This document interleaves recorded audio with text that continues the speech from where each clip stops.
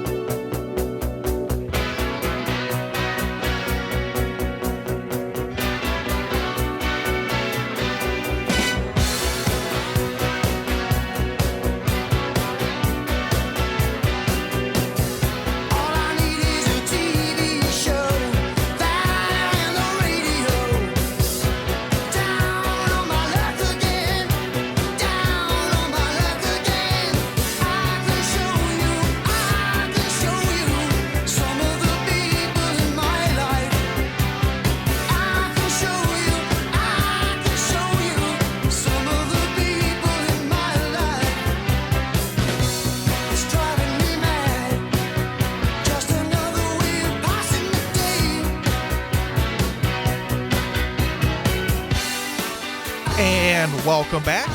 The time is 9:07. It is Monday, November the 18th of 2024.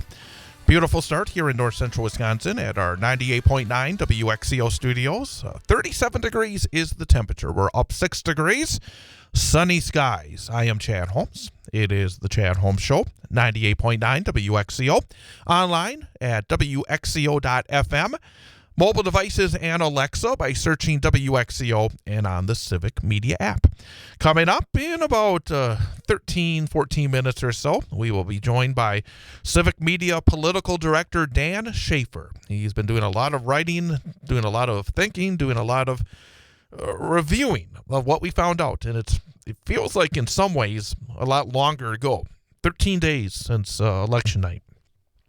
So what do we learn? Where do we go from here? What do we find out here in central Wisconsin? Again, one of the most closely watched elections was in the 85th Assembly District. It was incumbent Pat Snyder and the challenger Yi-Lang Zhang as part of the redrawing of the maps. It was basically a 50-50 district, but it was a district that got a lot of money put into it. There were a lot of commercials, there were a lot of social media postings, and a lot of negativity towards Yi-Lang Zhang. And in the run-up to the election, I said to Todd Alba, who's the host of the show from noon until 2 here on 98.9 WXCO, the Thursday before the election, saw Todd Alba down in Stevens Point, and I said to him, well, when you go down to Madison to anchor the election night coverage, you let Dan Shafer know that I don't think Yi's going to pull this one out. And it was not because I don't think Yi-Lang Zhang was going to be a fantastic assembly person.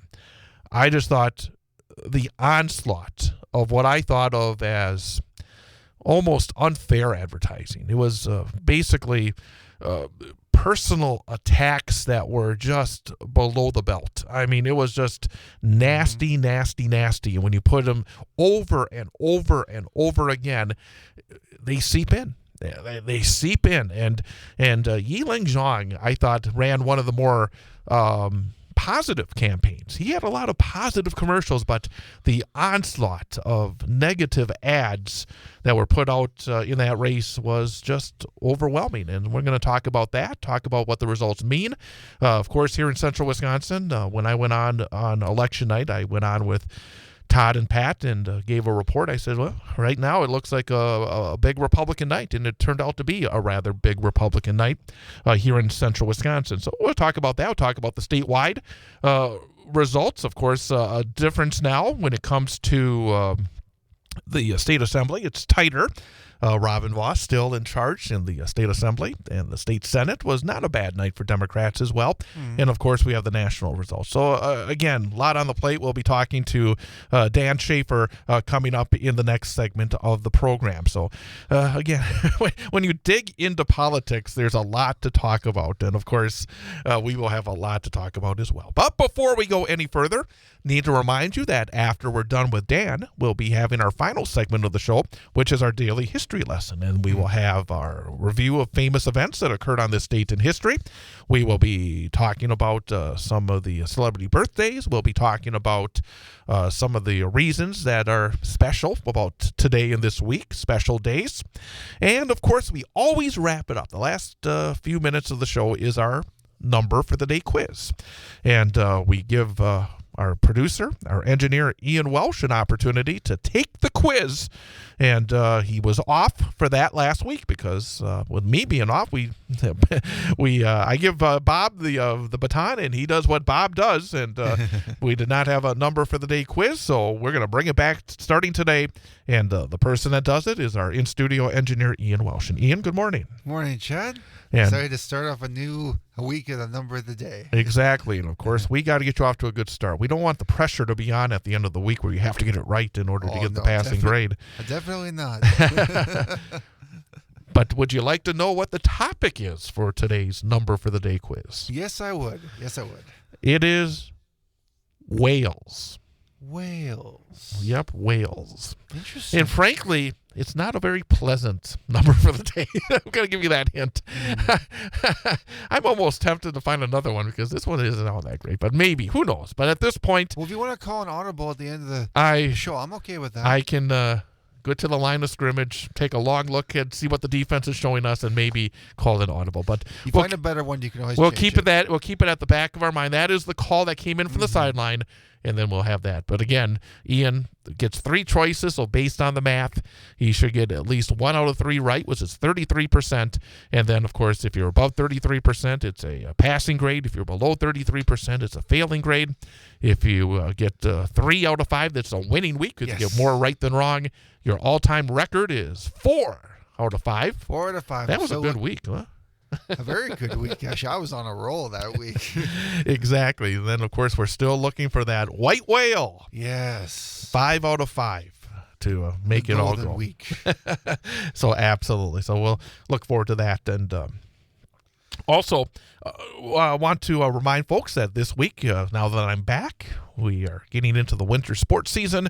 And coming up this week, we have not 1, not 2, but 3 high school girls basketball season openers. As, of course, we always bring you a live play-by-play of Wausau West, Newman Catholic, and Marathon High School sports. And we have all 3 of those teams in their girls basketball season openers this week. Marathon will start their season off tomorrow night. They will travel to Loyal, take on the Greyhounds. I will be making the trek over to Loyal. Coverage will begin with the pregame show at 7 and the opening tip at 7:15. Then on Thursday night, the Newman Catholic girls basketball team, they have a tough one in their opener. They take on the team that's expected to be the top team in Division 5, the preseason favorite, not only in the Merriwood Conference South, but in the state of Wisconsin, Assumption. So Newman hosting Assumption Thursday night, 7 o'clock airtime. And then Wausau West will tip things off on Friday night. The Warriors taking on Neenah. The Neenah Rockets, always a very, very good basketball program, so another tough one to start things off. I'll be at the field house for that one Friday night starting at 7. And again, you can catch all the games live right here on 98.9 WXCO, online at WXCO.FM, mobile devices, and Alexa by searching WXCO and on the Civic Media app. And also don't forget that Wednesday night, we'll be back with another live edition of the Big High School Sports Show, brought to you by K5 Construction, from 6 till 8 on Wednesday evening here on 98.9 WXCO. And we're going to have our transition show. The plan is to have Jason Foster talking some high school football in the first hour. And then we're going to kind of finish up our high school football portion of the season. And then at 7 o'clock, we'll have former Newman Catholic High School boys basketball coach Jeff Gress join us as we begin the winter portion of the Big High School Sports Show, talking about basketball and hockey during the winter months. And we'll have a coach guest coming up in the first hour and a student athlete guest in the second hour. I am reaching out. I've reached out to a coach. I've reached out to a student athlete. Have not got the official go-ahead on it quite yet, so I will not announce it because I can't announce it until we get it confirmed. That would just be the wrong thing to do. Yes. So, by the way, anything interesting go on with you since I've been away? I've had a chance to find out what you've been up to. Have you been involved? I know you are. You involved in a show that's coming up? Yes, the last few weeks I have been working hard in rehearsals for the River and Woods Theater's production of True Magic. It's a very fun holiday show. It's a comedy, a lot of good music in it, and a great cast I've been working with, and it's so much fun, a lot of humor, and just I'm having a wonderful time with it. The shows are actually coming up in the next couple of weeks. It's going to be on let's see, 2 weeks from this Thursday, actually. So that'll be December 5th, 6th, and 7th. Shows will be at the First Presbyterian Church in Wausau at 7 p.m. And an important note here is that the shows will be in the basement. And it's not going to be like in the main like church area. There's actually a basement area, and it has its own little stage we'll be performing at as well. But you can get your tickets if you go online to the River and Woods Facebook page. There should be a link to get tickets, and it should be a wonderful time to kick off the holiday season. When you say it's in the basement, it reminds me. I don't know I'm not sure if Ross Perot ever said it, and Ross Perot's probably a little before your time, but he ran for president as an independent back in 1992 and 1996, and he would talk about the deficit, and he would talk about the deficit's like your crazy aunt who's down in the basement. Try not to. And they had it was on Dana Carvey did Ross Perot on Saturday Night Live, and you always talk about the crazy aunt in the basement, and it's like when you start talking about your show being in the basement, I thought you're gonna run into Ross Perot's crazy aunt down in the basement, who's like the like the deficit. But the bottom line also, is there is an elevator, so if you need handicap accessibility and you are in a wheelchair or need an easier way to get down instead of taking the stairs, there is an elevator. So, well, we're gonna have to try to get somebody from your show to come on by and talk about it.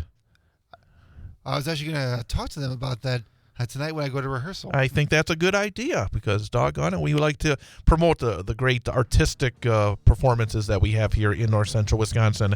And, of course, coming into the holiday season, there's a lot going on as well. So, again, glad to hear you're enjoying it and going well. And, again, the countdown is getting pretty quick here and as we get towards the start of December. The time is 9:18. Coming up in 2 minutes, we're going to talk some politics, talk about what we learned and what we are going to look forward to with the political director of Civic Media, the man behind the Recombobulation Area, Dan Shafer. That's coming up next. With Ian Welsh, I'm Chad Holmes. Chad Holmes Show, 98.9 WXCO. You're listening to Civic Media. Stay up to date on the latest news and information for your local community and Wisconsin by signing up for our free email newsletter. Visit civicmedia.us/email to get started.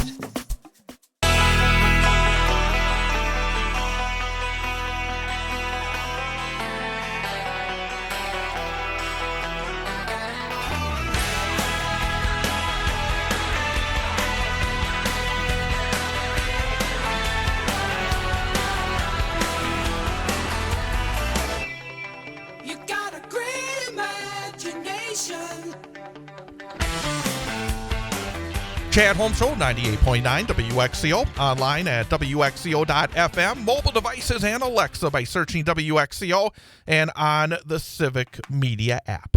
The time is 9:21, Monday morning, the 18th day of November of 2024. Beautiful start. Again, a lot of sunshine as I take a peek to my right. Temperature up to 37 degrees, but we will get a drencher. A couple of inches of rain expected between the overnight and into tomorrow. We'll have more on that coming up later on in the program. But first, very happy to welcome welcome to the show our political director at Civic Media, the man behind the Recombobulation Area, Dan Shafer. Dan, great to have you on.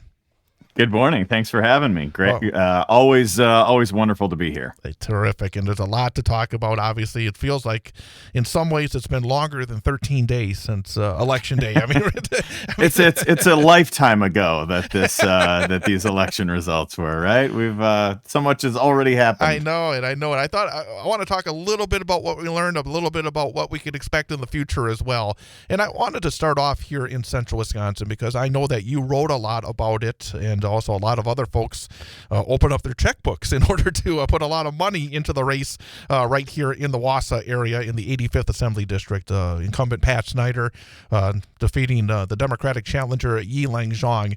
And I was saying during the first segment a couple of weeks ago before the election, Todd Alba was on his tour around the state of Wisconsin. I took a trek down to Stevens Point to say hello and talk to him. And I said to him at the end of the night, I said, you tell Dan that I don't feel good about this one because it was considered a flip.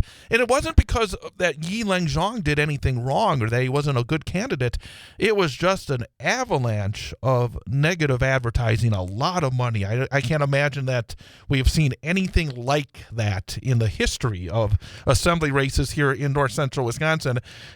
Do you agree that the onslaught was just a little bit too much for Yi to overcome? Yeah, it seemed like the spending in this race was really going in Snyder's direction, as things were unfolding. But we'll see a full picture once the financial reports, are fully disclosed after the election. But it does seem like this one in particular, I think Republicans really invested a lot in their incumbents and protecting a lot of their incumbents.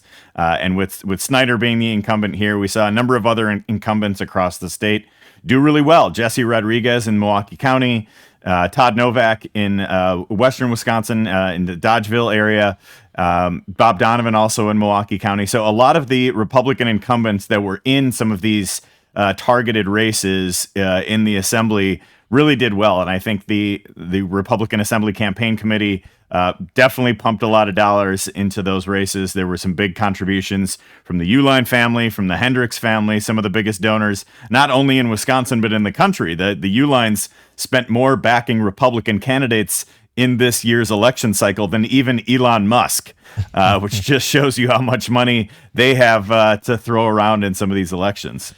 I'm a little tangent here. I know you watch the Bucks as much as I do, and I keep seeing Uline behind the backboards. I know. It's not great. It's not great. No, exactly right. Generally here in north central Wisconsin, something else I've seen you talking about and writing about is in certain areas of the state where we see right now a turn back during the Obama years. We saw some areas, including here in Marathon County, where the first time around for sure that Barack Obama won Marathon County. And then the last number of cycles, it's been changing. It's been getting more and more red. And you've talked about not just, maybe this area, but other areas of the state that Democrats have to be a little bit worried about that. Going from a 10 to 15 point Republican edge could very easily turn into a 25-35% edge if we're not careful. Yeah, that's exactly right. I think we saw most pronounced shift from 2020 to 2024, at least, happen in western Wisconsin. Southwestern Wisconsin saw some of the biggest shifts anywhere in the state, where I think it was like a 6-point shift in the far southwest corner of the state from Biden in 2020 to Trump in 2024. Wausau, Stevens Point, central Wisconsin, not quite as much of a shift, but a lot of the more rural areas are continuing to move in that direction. So I think, in the big picture sense, Democrats do have to be worried, like you said, going from those, 10 to 15% Republican margins to 25, 30, if Democrats aren't careful, aren't able to to stop the bleeding here in some of these areas. But if you look at Wausau and Stevens Point as compared to some of these western Wisconsin communities, I think Democrats fared a little bit better in Wausau and Stevens Point in north central Wisconsin than they did in the western part of the state, in the kind of the La Crosse area. Even that's kind of one of the more Democratic areas on the western edge of the state, and that La Crosse County was one among those that shifted the most from 2020 to 2024 as well. So I think, Wausau and Stevens Point kind of looked a little bit more like the cities in the Fox Valley, where there was this slight Republican shift, but not quite as pronounced as what we saw in western Wisconsin. So a little bit more like the 1 or 2% shift that we saw in places like Oshkosh or Appleton, Green Bay, and not quite as much as the bigger shifts that we saw in places like La Crosse. The rural aspect of it, I remember 2 years ago during the coverage that we had during the midterms, watching the results from Marathon County come in, it really was eye-opening, to be honest with you, the incredible numbers. I mean, it's almost totalitarian level numbers, where it's like, one-party numbers.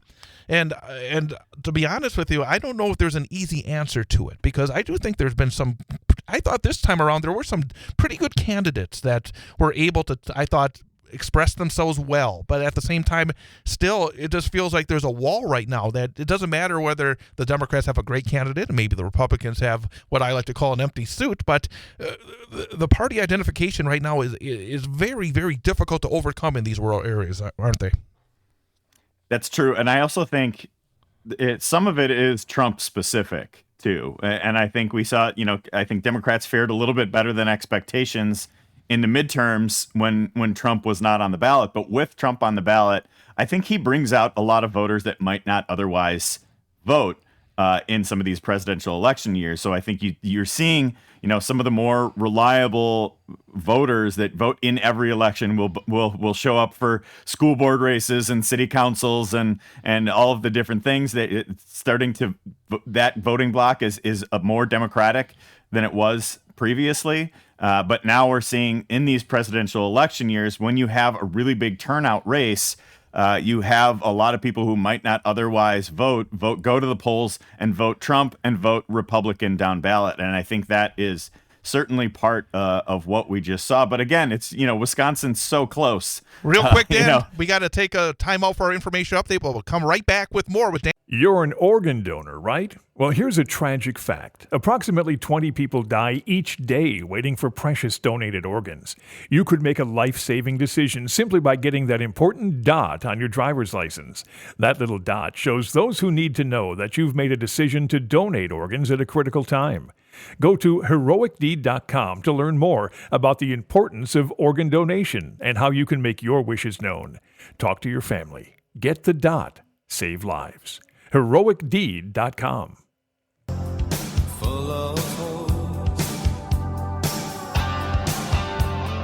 head in the clouds, the king. Chad Home Show, 98.9 WXCO. Online at WXCO.FM. Mobile devices and Alexa by searching WXCO. And on the Civic Media app. We're talking to a Civic Media Political Director and the editor and founder of the Recombobulation Area, Dan Shafer. And Dan, we were talking a bit about what we learned here in central Wisconsin and a little bit generally in some different areas around the state. And during the information update, you were saying that you got a little bit of an anecdote that could say a little bit of something about what we saw here in the central Wisconsin area in the 85th. Yeah, so I was taking a look at some of the data, and my friend John Johnson, who's a researcher at Marquette University, wrote this piece last week about the results in the assembly and how, Donald Trump or Tammy Baldwin did in the assembly. And Donald Trump won 50 assembly seats, so the assembly Republicans outperformed Trump by a little bit in 4 key seats to give them that 54 to 45 advantage. But Tammy Baldwin also won 50 assembly seats in her race. And interestingly, it was the 85th Assembly District that was the one on the map that was won by both Donald Trump and Tammy Baldwin. So people are wondering, in Wisconsin, who are the people who are perhaps splitting their tickets and becoming these and helping deliver the statewide results for Donald Trump, who won by a less than 1% margin in Wisconsin, and Tammy Baldwin, who won by a less than 1% margin in Wisconsin. And it looks like it might be some people from your neck of the woods in the Wausau area, because that 85th Assembly District, the one of the 99 on the map that voted for both Baldwin and Trump. Interesting indeed. By the way, going into the into the election. You were talking about the best case scenario for the Democrats in the assembly. What was the best case scenario? What was the worst case scenario? Because I think that's probably the best way to look at how good of a night it was. Because you came in thinking, okay, this is, if everything goes really well, this is what could happen. If everything goes really bad, this is what could happen. Where along that spectrum did election night end up on the assembly side? For the assembly, yeah, for the Democrats in the assembly, I think, best case scenario would have been flipping the assembly. And I think it was, kind of a uphill battle for them to do so, given, how many incumbents that they were going against, and just the overall nature of the year being, a very close election with a projected, high turnout across the board. So I think a best case scenario for Democrats would have been something like 52 or 53 seats in the state assembly. Obviously, they ended up with 45.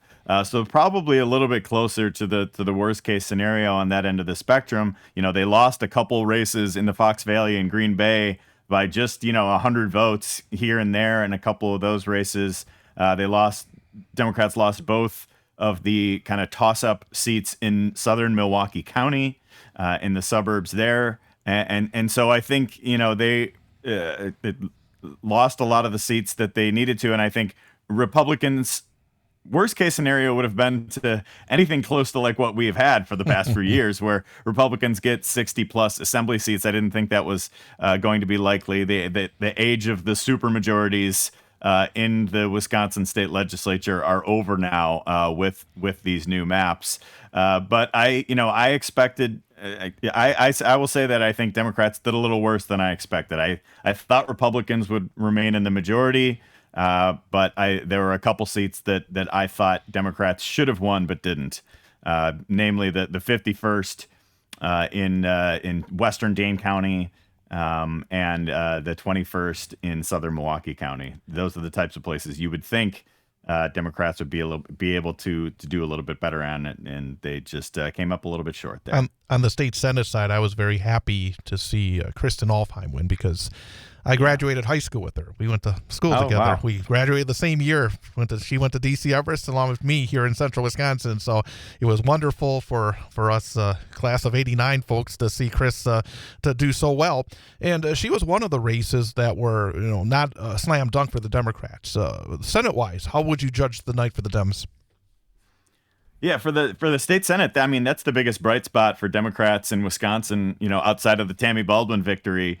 From election night, there were 4 seats that Democrats were trying to pick up, one that they were trying to protect. So there were like 5, kind of key competitive races in the Wisconsin State Senate, and Democrats won all 5. I thought it was likely that they were going to get 3 or 4, but to win all 5, I thought that would have been probably a best case scenario, like you were saying before, for them. So they won in like Kristen Alfheim's seat in the Fox Valley. I got a chance to interview her for a piece that I wrote about politics in the Fox Valley in Green Bay, and yeah, she mentioned some of her central Wisconsin background, and I think she she ran a tough race.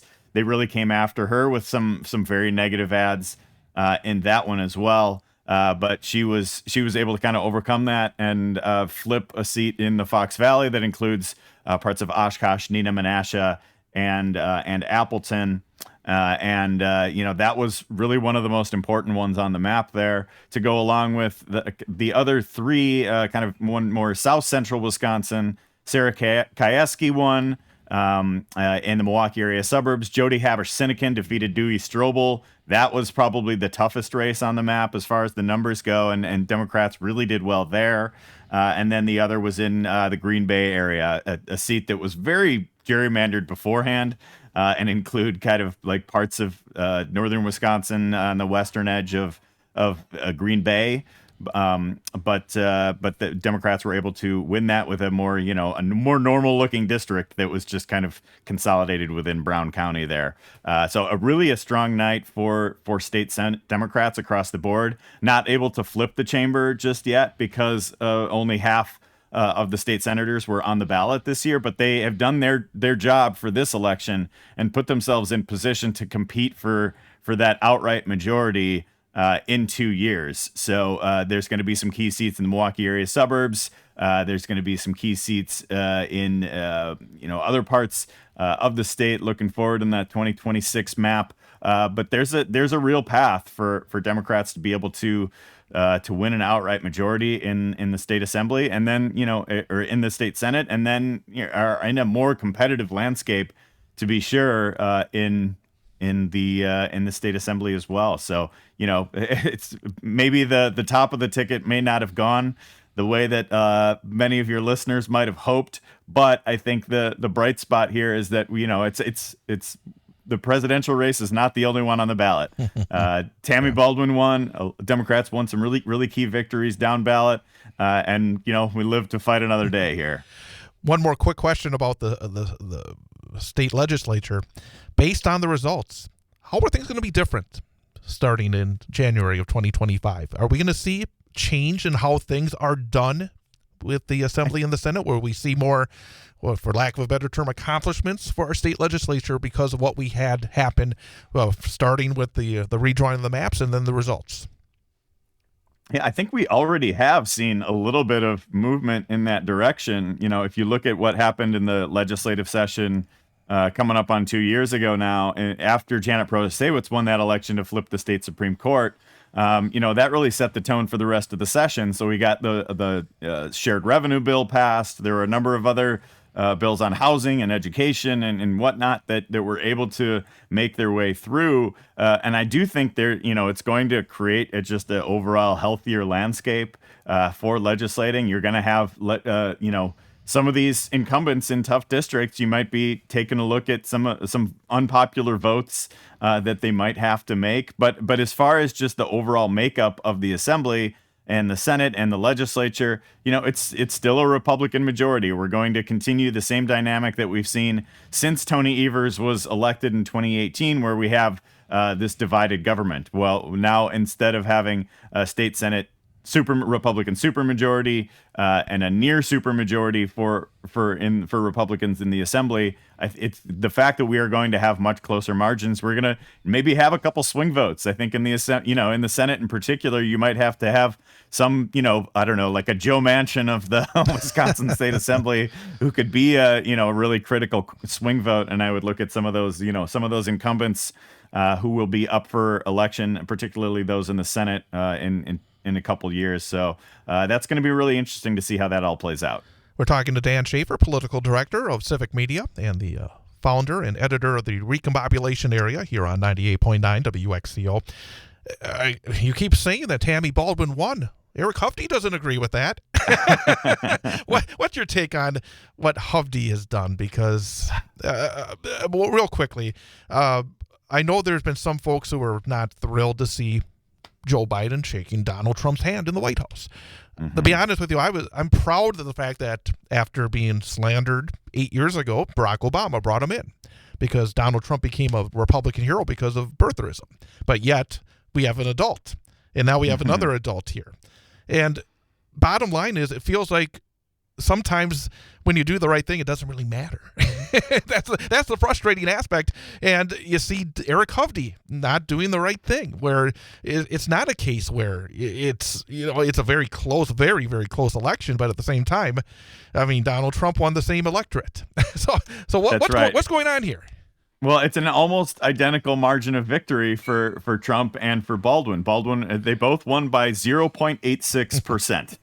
And so first, that just shows you just how tight things always are going to be in the state of Wisconsin for these statewide elections. But I think, it's if Eric Hovde has a problem with his victory, people should be questioning Trump's just the same, right? Right. It's about the same number of voters. But, I think we should recognize that of course, that Trump won Wisconsin. Kamala Harris is conceded. We're all moving on in that race. I think it's time for Eric Hovde to do the same and do the responsible, respectful thing and concede to Tammy Baldwin. I think, he's within his rights to request a recount if that's the decision he would so choose. He's out of the range where it would be paid for by the state. He would have to foot the bill for that kind of recount. And a recount where you have a margin of more than 28,000 votes yeah, I mean, a recount is not going to change that kind of outcome. I think Eric Hovde is, he's going to complain about the third-party candidates in the race. He's going to complain about, he's going to make ridiculous, baseless, nonsense accusations about Milwaukee, like so many Republicans do all the time. We're pretty used to it around here. It never gets any less frustrating, though. But it's nothing's going to change the outcome. Eric Hovde lost the race. It's time for him to concede. And now, if you look back, 2020, 2022, 2024, basically a switch, less than 1 point win for Biden, a less than 1 point win for Trump, a 1 point win for Johnson, and a less than 1 point win for Tammy Baldwin. And now we got a couple of statewide races coming up in just a few months. Where do you think the Democrats are right now? Is there going to be a hangover because these are rather significant races with the Supreme Court and the the public Jill Underly's position, the Department State of Public Superintendent. of Public The longer name is, I always forget what exactly it's supposed to say. Is there any worry that the Democrats might have a hangover because, again, these are two significant races coming up in a few months? Yeah, I think there's a little bit of that, but I also think that, if you look at the larger landscape, Wisconsin Democrats did better than any other swing state. Wisconsin nearly defied the red wave that was this election, and so I think there are a lot of, Tammy Baldwin won, a lot of big state Senate wins. There are a number of silver linings here, and Wisconsin actually voted to the left of Michigan and Pennsylvania for the first time since 1988. So I think that indicates, to me at least, that Wisconsin Democrats are a little bit more organized, a little bit more put together than a lot of other swing state Democrats are after losing the presidential race. And I think that, you see that State Dem Party Chair Ben Wickler's name has been tossed around as a potential for to lead the national party, the national DNC. We'll have to monitor that one, see what exactly shakes out with that decision. But I think Wisconsin Democrats are in better shape, certainly than they were 8 years ago when they were so shell-shocked by Trump's victory in 2016 that they didn't even have a candidate to run against Annette Ziegler, the conservative now Chief Justice Annette Ziegler. She ran unopposed in early 2017. That's not going to be the case this year by any stretch of the imagination. So I think that Democrats are in position, and I think because they have the voter base has become a little bit more suburban, a little bit more educated, that becomes a more reliable voter base in some of these special elections, off-year cycles, midterms, things like that. So I think there's reasons for optimism, to be sure. Dan Shafer, Political Director, Civic Media, thank you very much. Thanks for having me, Chad. You're listening to Civic Media. Find the latest news, information, and archives of all your favorite shows on the Civic Media website, civicmedia.us.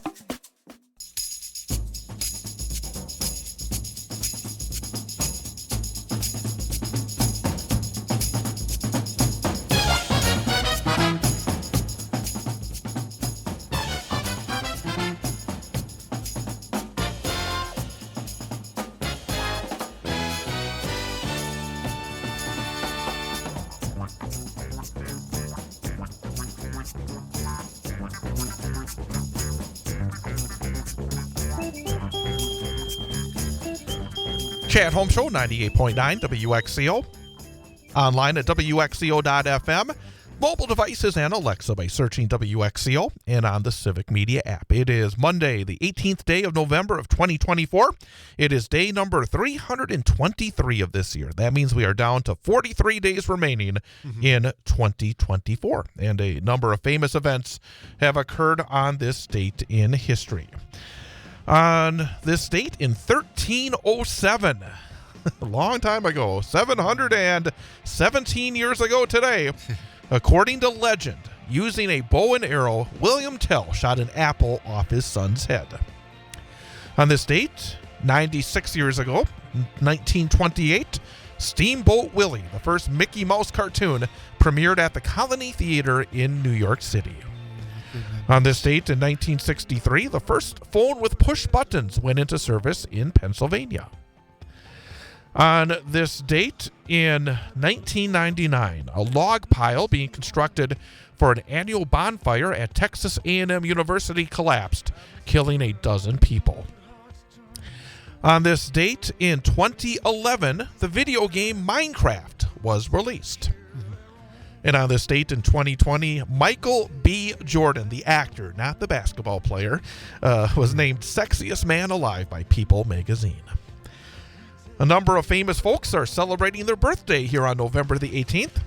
Actor Linda Evans from Dynasty fame is 82. Actor Jameson Parker from Simon & Simon is 77. Delroy Lindo from The Good Fight is 72. Former Saturday Night Live cast member and comedian Kevin Nealon is 71. Actor Elizabeth Perkins is 64. Actor Owen Wilson is 56. Actor Mike Epps is 54. Actor Peter Wilson turns 54 as well. Damon Wayans Jr. is 42 years old today.